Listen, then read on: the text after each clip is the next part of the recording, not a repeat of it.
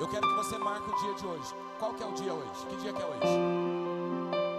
Que dia que é hoje? 13 de julho. Eu quero que você marque o dia 13 de julho.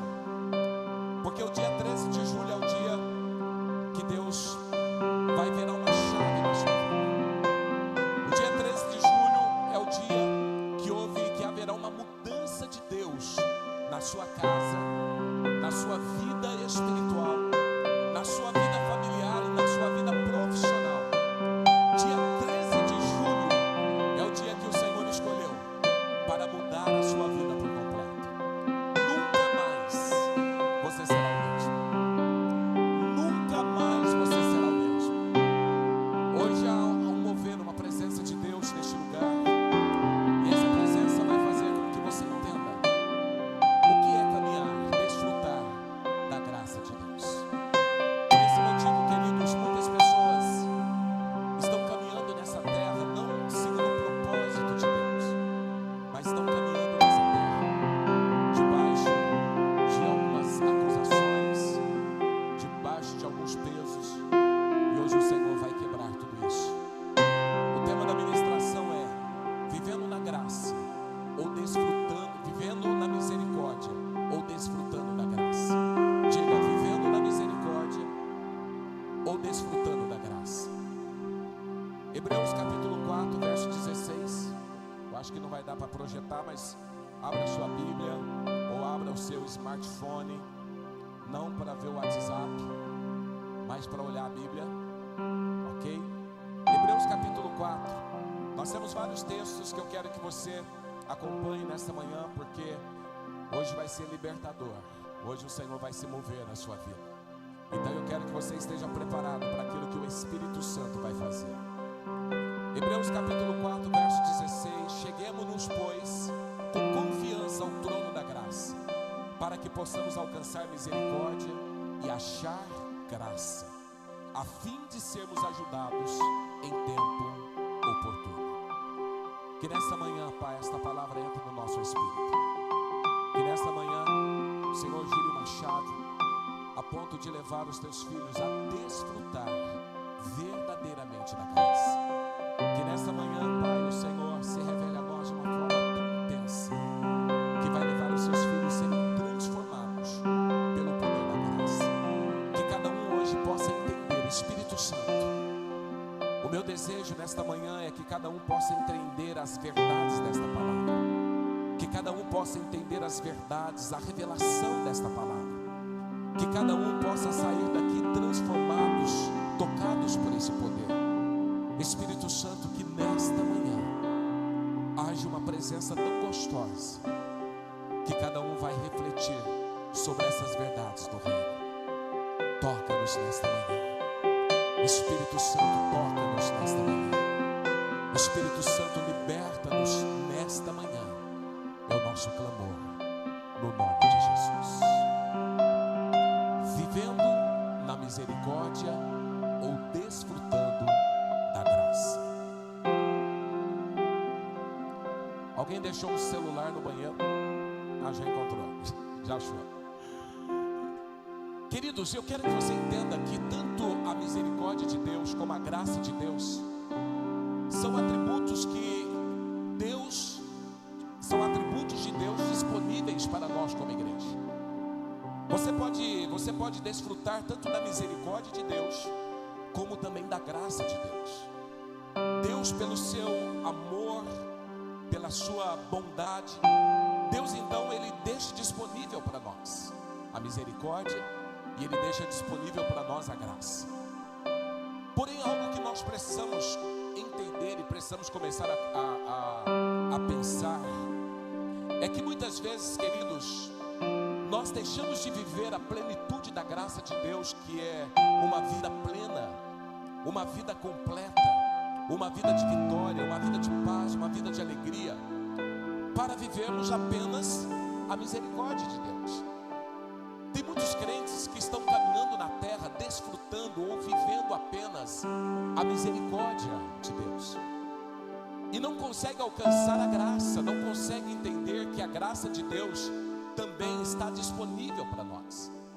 E talvez você pergunte, apóstolo, mas por que algumas pessoas estão vivendo apenas na misericórdia? Porque são pessoas que entram num ciclo de queda e de restauração constante. São pessoas que constantemente eles estão caminhando na terra não como verdadeiros filhos, mas estão caminhando na terra como pessoas comuns na terra. São pessoas que estão simplesmente caminhando e a sua vida vive uma vida de murmuração, de reclamação, vive uma vida simplesmente caindo e levantando e recorrendo sempre à misericórdia de Deus. E Deus é um Deus misericordioso. Deus, quando vê um coração arrependido, Deus, quando vê uma pessoa se consertando, se arrependendo, Deus age com misericórdia, porque a misericórdia é algo que está disponível para todos nós. Mas agora nós precisamos começar a compreender que nós somos filhos.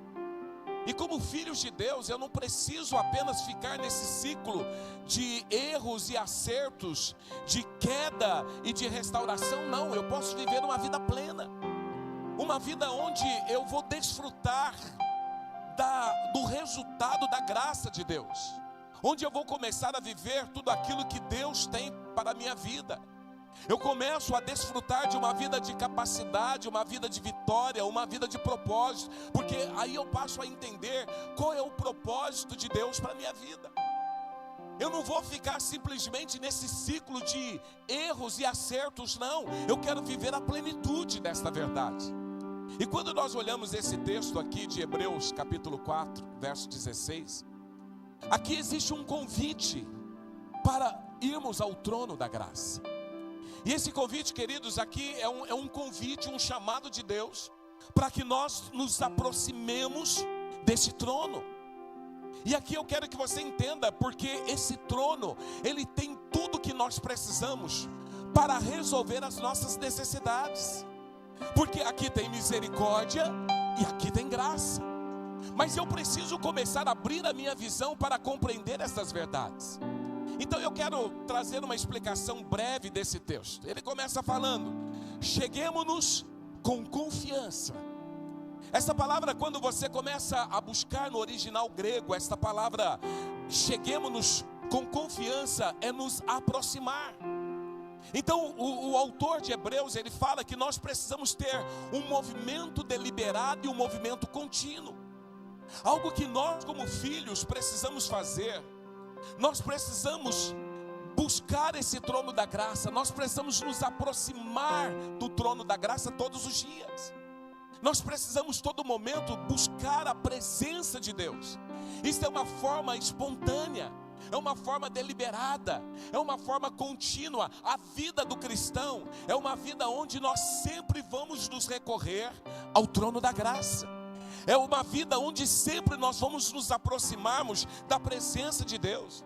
Então isso quer dizer, queridos, que vida cristã não é uma relação com Deus casual ou uma relação distante.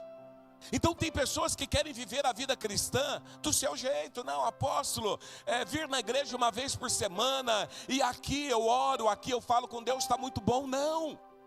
O autor de Hebreus está dizendo: nós precisamos nos aproximarmos com confiança deste trono da graça, continuamente, todos os dias. A relação com Deus não pode ser uma relação distante, não pode ser uma relação fria, mas precisa ser um movimento ativo, onde todos os dias, todos os momentos, toda hora, eu quero mais de Deus, eu quero mais da presença de Deus, eu quero mais da vida de Deus, eu quero mais conhecer esse Deus, eu quero me envolver com esse Deus, eu quero me comprometer com esse Deus, eu quero ser tomado pela graça, eu quero ser envolvido pela presença, eu quero me derramar na presença dEle, porque existe um trono da graça, é o trono da bondade, é o trono onde Deus age ao meu favor e onde Deus muda a minha vida. E é interessante que esse autor diz: cheguemo-nos com confiança. Sabe o que falta para muitos cristãos? Confiança. estão vivendo a vida cristã se perguntando: será que Deus me ama? Será que eu sou filho? Será que Deus me ouve?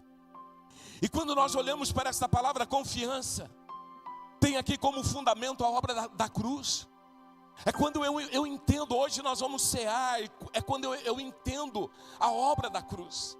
E é por isso que o autor de Hebreus aqui no capítulo 10, verso 19, ele diz: portanto, irmãos, temos plena confiança para entrar no Santo dos Santos pelo sangue de Jesus. Diga confiança. Meu irmão, eu quero que você entenda essa palavra não é apenas um jargão, mas eu quero dizer, Deus hoje te trouxe aqui para mudar a tua história, para restaurar a sua vida, para arrancar aquilo que tem impedido você de entrar na presença dEle, de se achegar no trono da graça, de viver a bondade de Deus, de viver aquilo que Deus tem para a sua vida. Hoje você precisa se achegar ao trono da graça com confiança, é você chegar e saber que Deus está aqui, é você chegar na presença dEle e saber que Deus te ouve, é saber que Deus te ama, é saber que Deus vai mudar a tua história, é saber que Deus vai mudar a sua vida, é saber que agora começa um novo tempo, é saber que o tempo passado, o tempo de sofrimento, o tempo que você viveu pisoteado pelo diabo, tudo isso acabou, e agora Deus tem um tempo novo para a sua vida. Aqueles que recebem, diga aleluia, diga glória a Deus. Se aproxime com confiança. E ele continua: ao trono da graça. Que trono é esse? O trono da graça não fala apenas da autoridade, fala sim da autoridade de Deus. Mas o trono da graça vai além.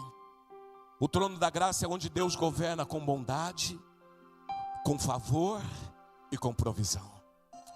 O trono da graça é onde Deus governa. E Deus governa sobre todas as coisas. E Deus governa com bondade, Deus governa com provisão. E é o que Deus vai fazer na sua vida. Deus governa com favor. São coisas que nós não merecemos. E ele fala que, ele descreve aqui o trono da graça.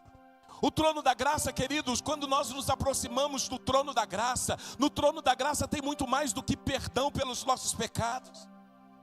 O trono da graça é onde nós encontramos propósito para vivermos uma vida de vitória. Diga propósito. Diga propósito. O trono da graça é onde nós encontramos propósito para vivermos uma vida de vitória.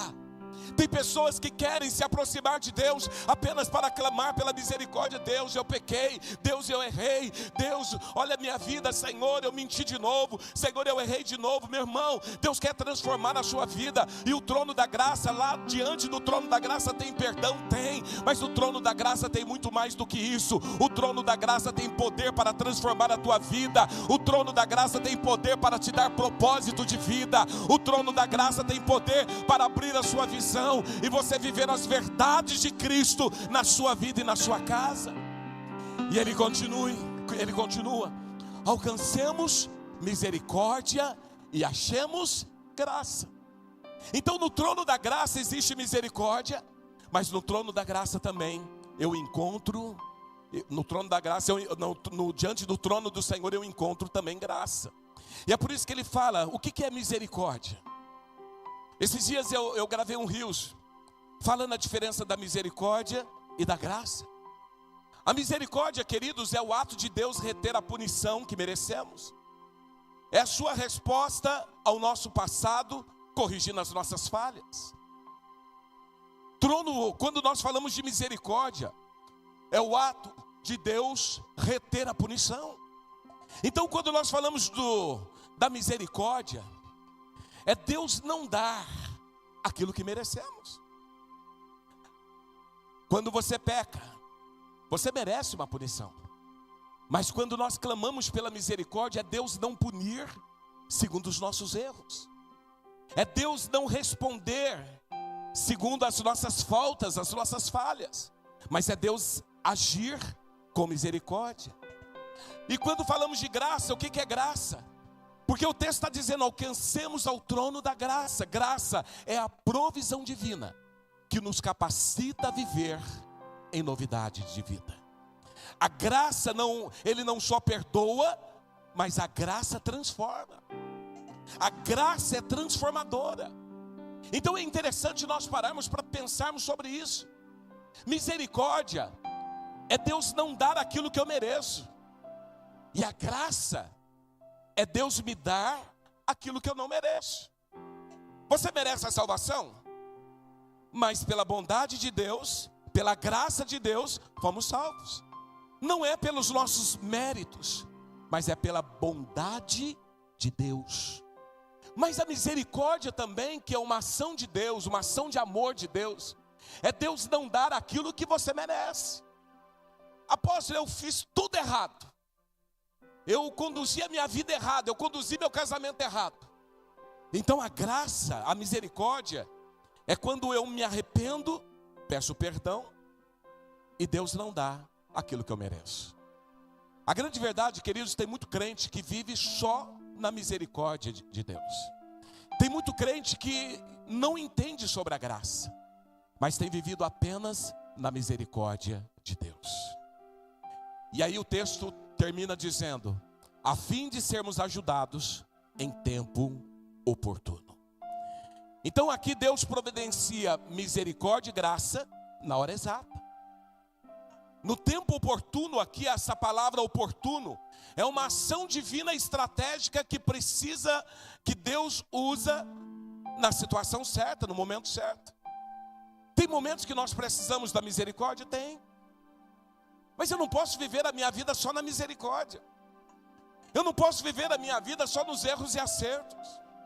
Eu não posso viver a minha vida só nas murmurações e reclamações e aí eu me arrependendo diante do Senhor, não. Eu não posso viver a minha vida na linha do perigo. Eu não posso viver a minha vida apenas falando para Deus: Deus, tem misericórdia, Deus. Eu vou caminhando aqui, eu vou errando, eu vou pecando, eu vou tentando, e aí o Senhor vai tendo misericórdia. Não, eu preciso entender que há misericórdia em Deus, há misericórdia, mas também existe graça. E eu preciso começar a viver a graça de Deus. Qual que é a diferença entre viver na misericórdia e desfrutar da graça? Embora, queridos, a misericórdia é indispensável para nós vivermos, quando eu vivo apenas na misericórdia, eu vivo um ciclo de sobrevivência espiritual. Já viu o crente que sobrevive? Ele não está vivendo, ele está sobrevivendo. E aí você pergunta para esse crente: e aí, meu irmão, como está a tua vida? Só na misericórdia. Como estão as suas finanças? Só na misericórdia. Como está teu casamento? Só na misericórdia. Como que está a sua vida profissional? Só na misericórdia. Aí você olha para o crente, faz 30 anos que ele está vivendo só na misericórdia. Então viver na misericórdia, queridos, é você viver um ciclo de sobrevivência espiritual. É nós cometemos erro, é nós pedindo perdão, é nós nos repetindo os erros. E a grande verdade é que isso nos traz uma estagnação espiritual. Tem muito crente estagnado, ele não cresce. Você olha para esse irmãozinho, ele continua na média, entendeu? Ele continua no mesmo nível, na mesma média. Você não vê essa pessoa romper, você não vê essa pessoa crescer, você não vê essa pessoa começar a desfrutar de novos ares, não. Sempre a mesma vida, porque está vivendo só na misericórdia. Ele está totalmente estagnado espiritualmente. Por outro lado, quando nós falamos viver na graça, desfrutar da graça, é você viver uma vida, uma caminhada vitoriosa no poder de Deus. É você experimentar Deus na sua vida sempre.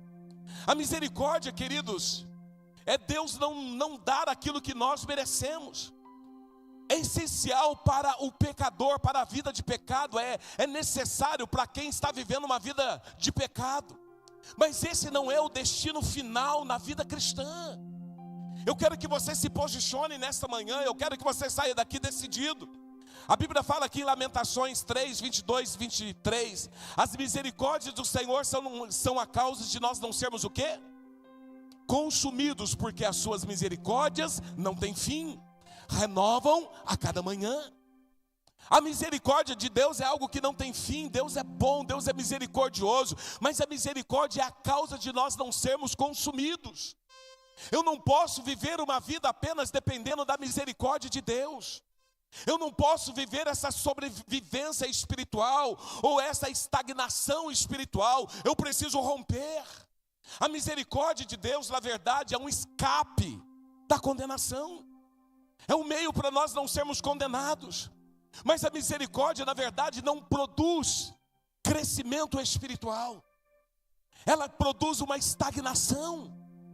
Então tem muitos crentes, queridos, que não crescem, não rompem, porque estão vivendo apenas a misericórdia de Deus. O crente sempre pecando, sempre repetindo os mesmos ciclos, o mesmo comportamento, as mesmas murmurações, a mesma conduta dentro de casa, o mesmo comportamento na sua vida profissional. Não rompe, não muda. A misericórdia age no nosso passado, mas a graça age no nosso presente e no nosso futuro. O que é a graça? A graça é o presente de Deus. A graça é o favor imerecido de Deus que nos transforma, diga transforma completamente. Quando eu começo a desfrutar da graça, eu sou transformado. Quando eu começo a desfrutar da graça, eu não vou viver os mesmos ciclos de pecado. Mas a graça traz uma transformação de dentro para fora. E eu começo a mudar o meu comportamento. Entenda uma coisa: quando eu vivo a graça de Deus, a graça me dá poder para resistir o pecado. Diga poder para resistir o pecado. Olha o que Romanos 6,14 diz: pois o pecado não os dominará, porque vocês não estão debaixo da lei, mas debaixo do quê? Da graça. Então esse papo de apóstolo, eu não consigo viver sem esse pecadinho, porque você está vivendo na misericórdia, meu irmão. Esse pecadinho, esse vício, ele domina você a ponto de você faz, se arrepende, chora e fica aquela coisa toda e não há transformação. É porque você não está recorrendo à graça de Deus. A graça de Deus tem poder para resistir pecado. Quando eu começo a desfrutar da graça de Deus, eu sou transformado a ponto que o pecado não tem mais poder sobre a minha vida. A Bíblia mostra que a graça me capacita a viver uma vida de santidade. Quantas pessoas falam: mas eu não consigo viver essa vida de santidade. Queridos, Deus, Ele quer de todos os seus filhos uma vida de santidade. Nós precisamos ser santos, mas viver uma vida de santidade, nós viveremos debaixo da graça. Olha o que Tito 2, 11 e 12 diz: porque a graça de Deus se manifestou o quê?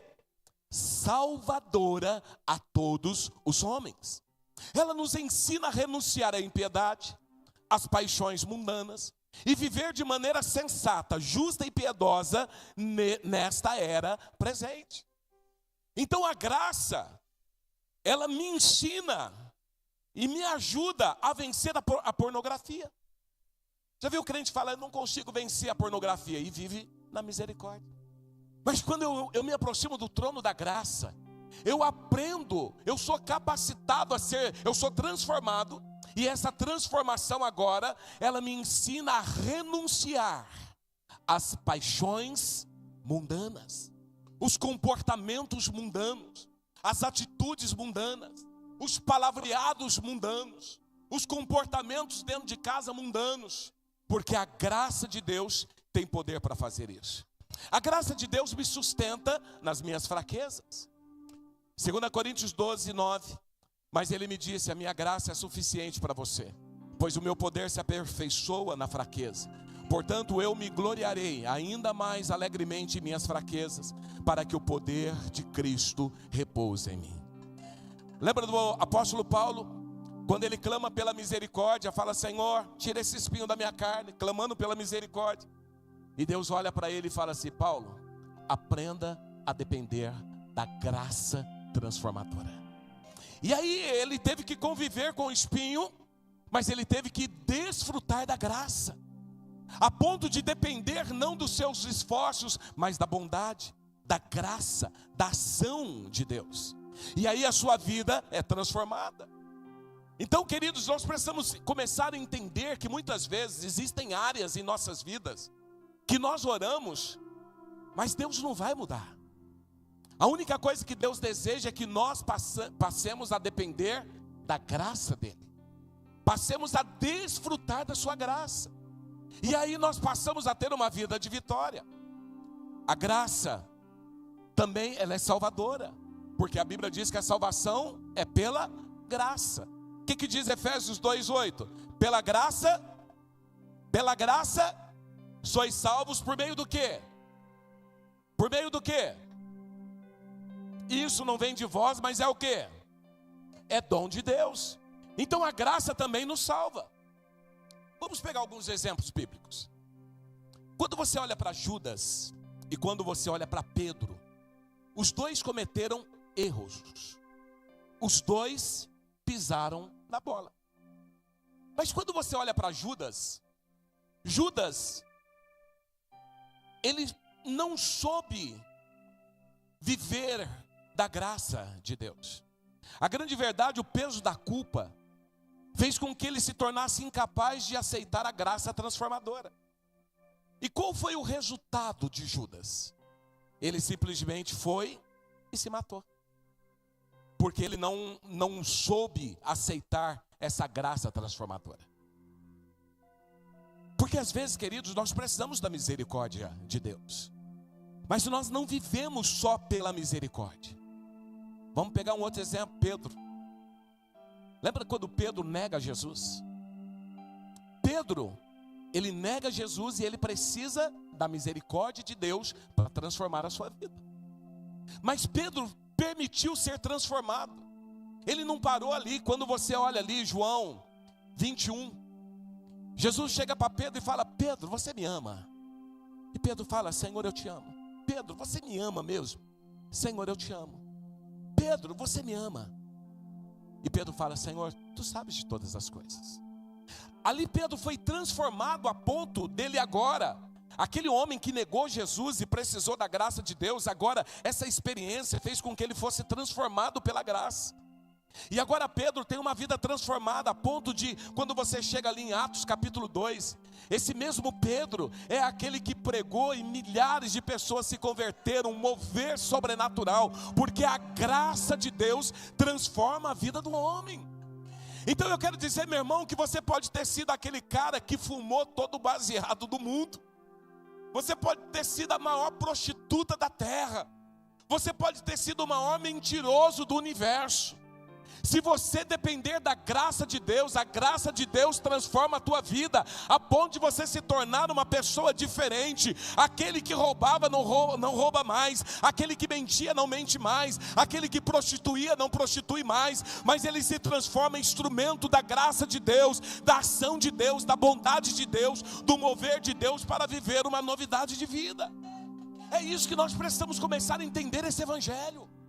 Nós não podemos olhar para o evangelho como se o evangelho não tivesse poder para nos transformar. E quantas vezes, queridos, nós estamos vivendo como Judas, presos em arrependimentos constantes, enquanto Deus ele oferece uma transformação de vida, assim como ele ofereceu a Pedro. Assim como ele quer oferecer a você uma transformação que faz de você uma pessoa diferente. O que é a liberdade da graça? A graça não apenas salva, mas a graça nos torna livres para viver uma vida de vitória. Você consegue entender isso? A graça não apenas nos salva, nos perdoa, mas a graça nos torna livres para nos tornarmos uma nova criatura, para termos uma vida livre. Porque a graça significa poder para viver à luz da nossa nova identidade em Cristo. Deixa eu falar de novo, que eu acho que você não entendeu. Graça significa poder para viver à luz da nossa nova identidade em Cristo. Quantos aqui têm uma nova identidade em Cristo? Quantos aqui têm uma nova identidade em Cristo? Diga aleluia, diga glória a Deus. Eu sou uma nova criação, eu sou uma nova criatura. As coisas velhas se passaram, eis que tudo se fez novo. É isso que nós precisamos entender, queridos. João capítulo 8 conta a história da mulher adúltera. Lembra quando Jesus ele pega aqueles homens que queriam apedrejar aquela mulher? E de repente agora Jesus fala, ó, tudo bem, quem não tem pecado, atira a primeira pedra. Continua escrevendo, os homens saem, aquela mulher fica ali, tentando entender o que estava acontecendo. Primeira coisa, Jesus age naquela mulher com graça, com misericórdia. Jesus fala, eu não te condeno. Eu não te condeno. Então a primeira ação de Jesus aqui foi misericórdia. Mas depois Jesus agora olha para a mulher e fala assim, vai e não peques mais. O que Jesus estava oferecendo para aquela mulher? A graça dele. Até hoje você era uma adúltera. Então a primeira coisa, eu não vou te condenar, tem misericórdia aqui. Meu irmão, Deus está falando com muitas pessoas aqui, tem misericórdia neste lugar. Porque tem pessoas que entraram aqui nessa manhã dizendo, não há mais esperança, não há mais solução. Mas o Espírito Santo está bradando, tem misericórdia de Deus neste lugar. Tem misericórdia de Deus para a tua vida. Tem misericórdia de Deus para a tua vida. Você sairá daqui transformado. Mas Jesus não para aqui. Jesus agora olha para aquela mulher e fala, vá, não peques mais. Tem graça sobre a tua vida. Não prostitua mais, não erre mais, não volte a esses pecados, não cometa mais essas falhas, não cometa mais esses pecados. Agora a minha graça está te alcançando. Saia daqui transformada, viva uma vida nova. Meu irmão, o Senhor está dizendo para você, tem graça de Deus neste lugar. Saia deste lugar transformado. Não importa quem você era, o que importa é o que você será a partir de hoje. A sua vida vai mudar a partir de hoje. Foi exatamente isso que Jesus fala para aquela mulher. A misericórdia revoga a condenação. A misericórdia revoga a condenação. Mas a graça dá a capacidade de não repetir o passado. Olha para mim. Olha para mim. A graça te dá a oportunidade de não repetir os erros do passado. Quer ver um exemplo claro? Lembra do povo de Israel? O povo de Israel, durante 40 anos, eles ficam andando pelo deserto, dependendo da misericórdia de Deus. O maná nada mais era do que a misericórdia de Deus. Você acha que era aquilo que Deus tinha para eles? Qual que era a promessa? Qual era a promessa? A terra prometida. Agora, por que eles ficaram 40 anos andando no deserto? Porque eles murmuravam demais. Eles eram rebeldes demais. Eles tinham um comportamento terrível. Deus é bom demais. Deus é misericordioso. Meu irmão, sinceramente, se eu fosse Deus, ainda bem que eu não sou, tinha pessoa lá que eu já ia fuzilar logo de cara. Porque tem um povo ruim, um povo encrenqueiro. É igual na igreja, meu irmão, tem crente na igreja que fala, gente do céu, isso é crente mesmo. Tem uns comportamentos que não dá para entender. Mas durante 40 anos, Deus vai sustentando aquele povo com a sua misericórdia. Durante 40 anos, eles vão comendo do maná, sendo que Deus tinha a terra prometida. E não foram todos que desfrutaram da graça de entrar na terra prometida, não, meu irmão. Olha aqui para mim, não foram todos que desfrutaram da graça de entrar na terra prometida, porque muitos não entraram. Olha aqui para mim, essa palavra é libertadora, e eu quero profetizar que essa palavra vai entrar no teu espírito e vai transformar o teu interior. Olha bem para mim,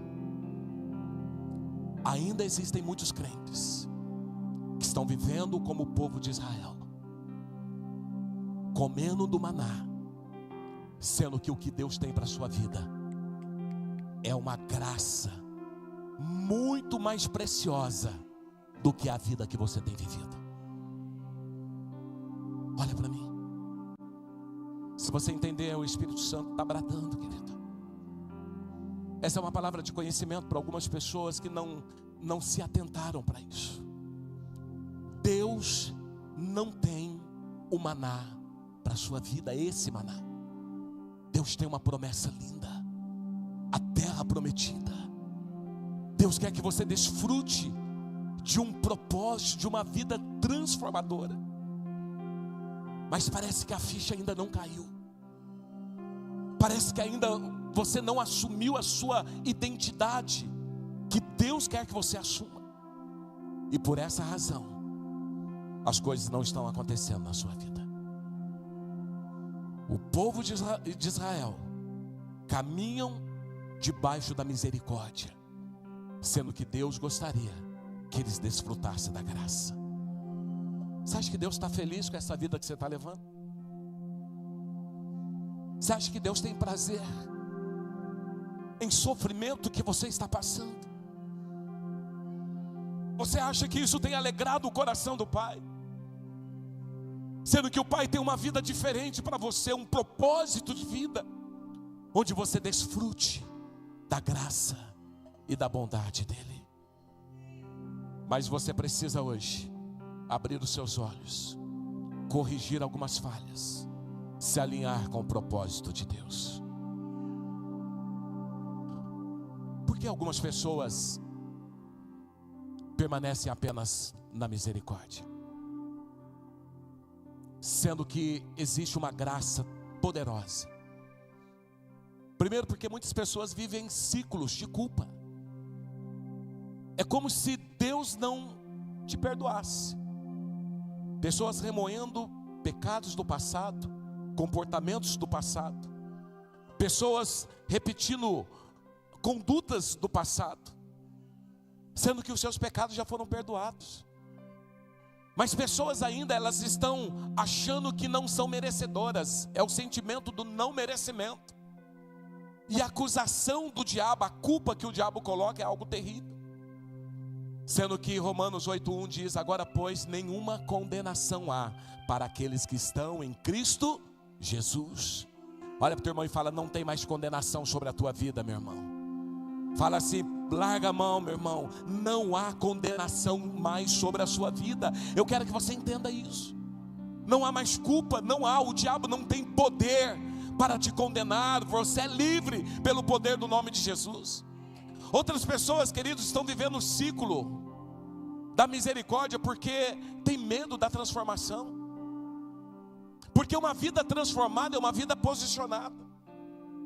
Quando nós nos tornamos uma nova criatura, nós abandonamos o pecado de estimação. Sabe aquele pecadinho que você gosta tanto? Que todo dia você tem flertado com ele? Sabe aquele pecadinho que faz com que o seu ego seja massageado? Sabe aquele pecadinho que você tem prazer nele? Quando nós entramos na graça, nós somos transformados e abandonamos esses pecados. Então tem pessoas que têm medo de se comprometer, tem medo de assumir a sua nova posição em Cristo. Então continua vivendo essa vida terrível. É a mesma coisa, queridos, de alguém falar assim: por que você não vive uma vida no casamento melhor? Porque tem gente que gosta de viver uma encrenca dentro de casa. Tem gente que gosta de ficar pegando no pé do outro. É uma coisa terrível. Eu gosto muito daquela, de vez em quando tem pessoas que fazem aquela dinâmica. É mais fácil você pegar no pé da pessoa, onde você tem que abaixar, ou é mais fácil você dar um abraço e proteger a pessoa? Quando você protege a pessoa, dá um abraço, você não precisa agachar. Então é mais fácil você caminhar com a pessoa. Mas tem gente não, parece que não gosta, parece que tem dificuldades de ser um marido melhor, uma esposa melhor, pais melhores, filhos melhores, um cristão melhor. E aí vive então na misericórdia. Vive então uma vida onde tem medo de uma transformação. Irmãos, faz 30 anos que eu falo sobre fidelidade a Deus. 30 anos que a gente ensina sobre dízimo, primícia, oferta.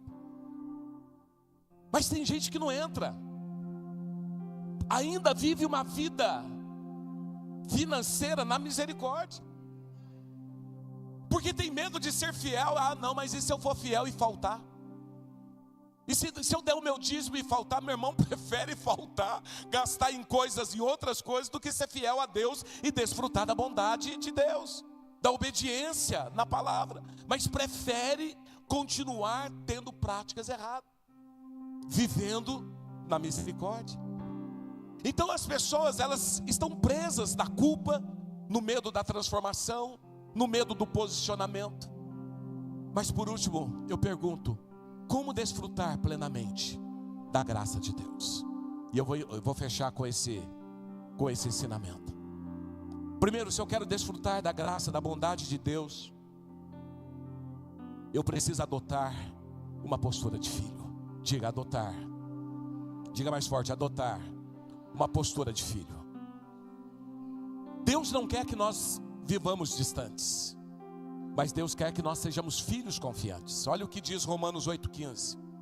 Porque não recebestes o espírito de escravidão para viverdes outra vez amedrontado, mas vocês recebeste o quê? O espírito de adoção, baseado no qual clamamos, Abba Pai. Primeira coisa, se eu quero sair desse ciclo da misericórdia e entrar no desfrute da graça, eu preciso saber quem eu sou em Cristo. Eu sou filho. Diga, eu sou filho. Diga mais forte, eu sou filho. E filho, ele é obediente. Filho relaciona com o pai. Filho é amoroso. Esses dias eu dei um exemplo, né? Meu filho saiu de casa e não me deu um beijo. Pensa num pai bravo. Pensa num pai bravo. Semana passada, no feriado, eu levei ele para jogar vôlei lá no lago. E ele sai do carro sem me dar um beijo. E aí tinha a Gisele estava com um grupo, com o GND dela fazendo evangelismo, né? Aí eu gritei: Guilherme, volta aqui. Aí elas começaram a brincar: vem dar beijo no papai. E era exatamente, falei: olha, acertaram, vem dar beijo no papai. Porque filho precisa caminhar perto do pai. Agora tem filhos que querem viver a graça de Deus distante. Meu irmão, quanto tempo faz que você não ora? Quanto tempo faz que você não lê a palavra? Quanto tempo faz que você não gasta tempo na presença do Senhor? Quanto tempo faz que você não chora na presença do Senhor? Quanto tempo faz? Tem muitos filhos que o Senhor está com saudade, meu irmão, porque não tem tempo, está correndo tanto. Então a primeira coisa, se eu quero desfrutar da graça, eu preciso ter uma postura de filho.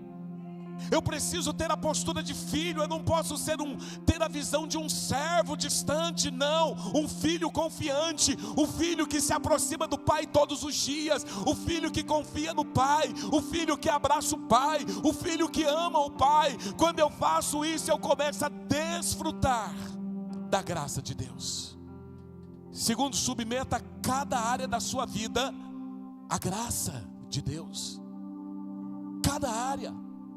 Tem pessoas que pedem perdão para Deus, mas eles não confia que Deus pode perdoar, mas não confia a sua vida financeira, o seu casamento, o seu relacionamento, não confia as outras áreas. Não, eu confio apenas que Deus me perdoa, mas eu não consigo entender que o meu relacionamento com o meu pai é um relacionamento tão íntimo, que Ele me dá direção na minha vida financeira, no meu relacionamento, no meu casamento, na minha criação com os filhos, na minha vocação. Não, Ele me dirige em todas as áreas.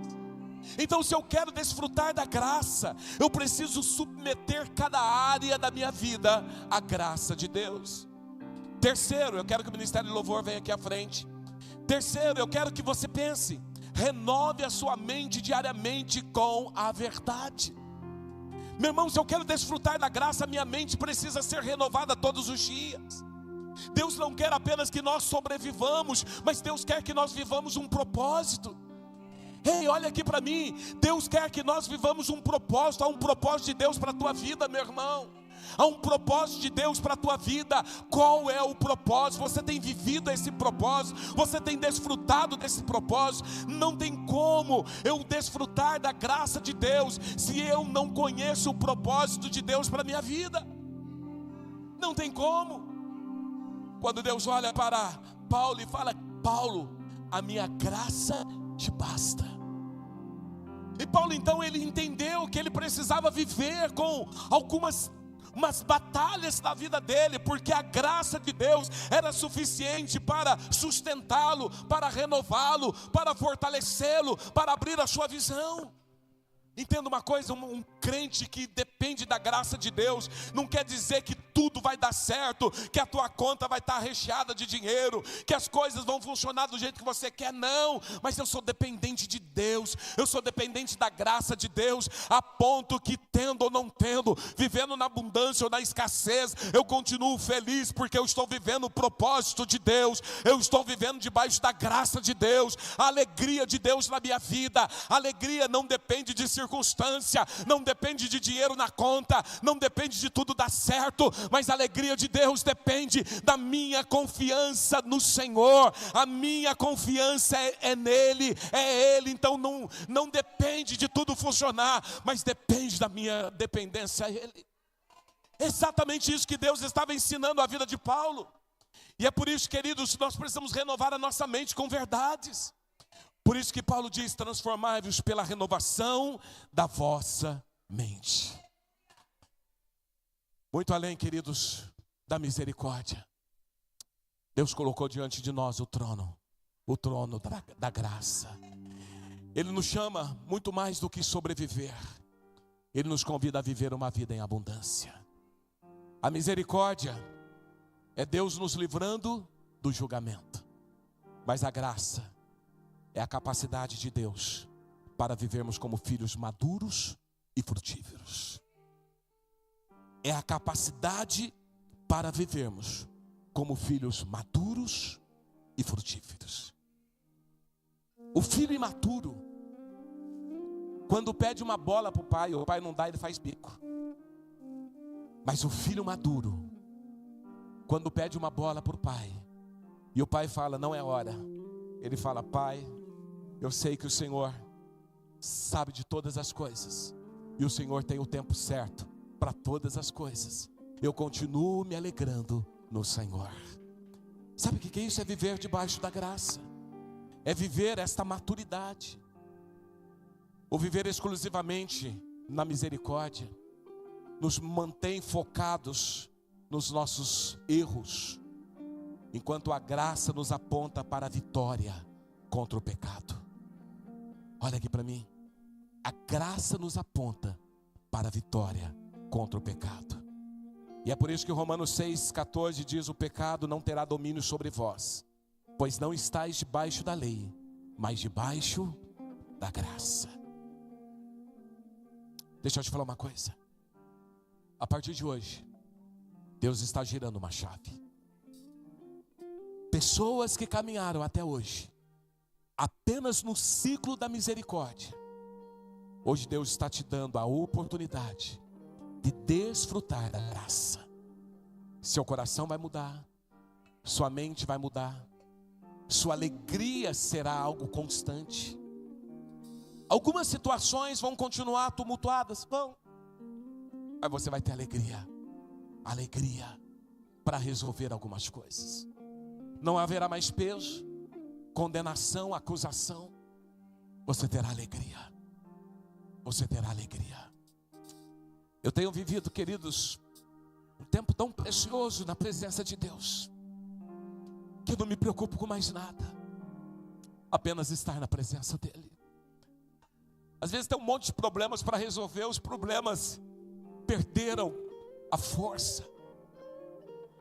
Os problemas deixaram de ser tão reais, porque eu olho para o meu Deus, Ele é tão grande, Ele é tão poderoso, Ele é tão lindo, Ele é tão verdadeiro, Ele é tão presente, que os problemas deixaram de existir. Eles estão lá, eu sei que eles estão lá, mas eles não têm mais a mesma força que tinha antes, porque eu descobri que o meu Deus é mais poderoso do que qualquer outra coisa.